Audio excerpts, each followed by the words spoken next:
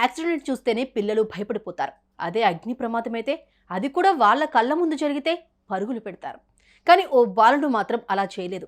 Pharma కంపెనీలో అగ్ని ప్రమాదం జరిగితే మంటల్లో చిక్కుకున్న 50 మంది కార్మికుల ప్రాణాలు కాపాడాడు. అందరిలా సెల్ ఫోన్ పట్టుకుని వీడియోలు తీయకుండా సమయస్ఫూర్తితో ప్రాణాలకు తెగించాడు.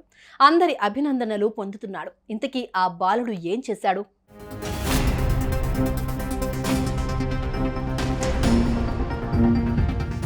రంగారెడ్డి జిల్లా నందిగామలో 2 ఎకరాల విస్తీర్ణంలో ఆల్విన్ హెర్బల్ ఫార్మా కంపెనీ నడుస్తోంది. ఇందులో హెర్బల్ ప్రోడక్టులు తయారు చేస్తూ ఉన్నారు. ఈ కంపెనీలో సుమారు 300 మంది కార్మికులు పనిచేస్తున్నారు. పరిశ్రమను ఆనుకుని నూతనంగా నిర్మిస్తున్న షెడ్డులో వెల్డింగ్ పనులు జరుగుతూ ఉండగా నిప్పు రవ్వలు చెలరేగాయి. అవి కాస్త క్షణాల్లో మంటలుగా ఎగిసిపడ్డాయి.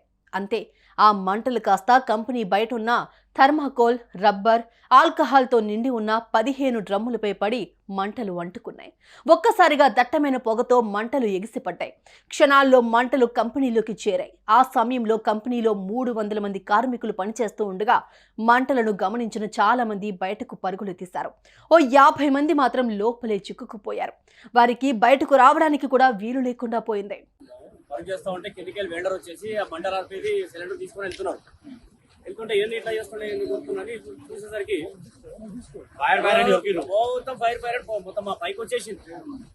అట్లనే మా సామాన్లు, మొబైల్ అన్ని వదిలేసి తగ్గడానికి ఇందుకు వచ్చేంత మెట్లు దిగేంత లోపల జట్టు మొత్తం పట్టుకొని ఒక అతను మెడికల్ చారీ అని ఇక్కడ సార్ ఆయన పైకి వెళ్ళి విండోకి వెళ్ళి బయటకు వచ్చాడు.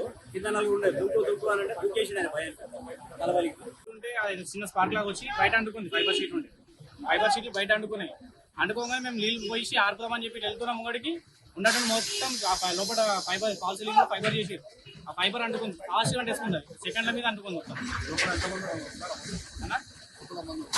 ఉండే చాలా మంది ఉన్నాయి లోపల. అందరు బయటకు వచ్చేసి ఇంకోటి ఏంటంటే మేము చేసే ఆ బిల్డింగ్ ఏదైతే అంటుకుందో అక్కడ ఆ ప్లేస్ లో మాత్రం నలుగురం ఉండే. అదే సమయంలో సాయి చరణ్ అనే బాలుడు తన ఫ్రెండ్ వాళ్ళ తల్లిని చూసేందుకు కంపెనీ వద్దకొచ్చాడు. అప్పుడే మంటలు చెలరేగడంతో అందరిలా సెల్ ఫోన్ వీడియోలు తీయలేదు. ధైర్యంగా భవనంపైకెక్కి తాడు కట్టాడు. మంటల్లో చిక్కుకున్న 50 మందితో మాట్లాడాడు. ఆ తాడు పట్టుకుని బయటకు రావాలని చెప్పాడు. అంతే, ఒకరి తర్వాత మరొకరు ఆ తాడు సాయంతో బయటకొచ్చారు.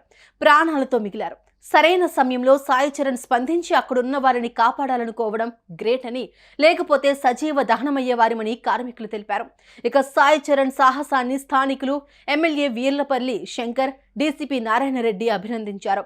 బాలుడికి ఎమ్మెల్యే శంకర్ 10,000 రూపాయలు ఇవ్వబోతూ ఉండగా తీసుకునేందుకు నిరాకరించాడు. దీంతో అతన్ని ప్రతి ఒక్కరూ ప్రశంసిస్తున్నారు. అంటే ముందు ఉండే సార్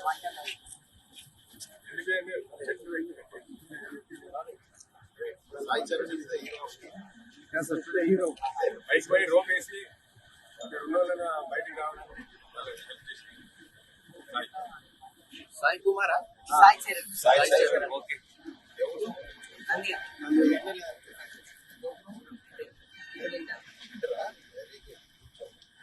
ప్రాణాలను కూడా లెక్క చేయలేదు సాయి చరణ్.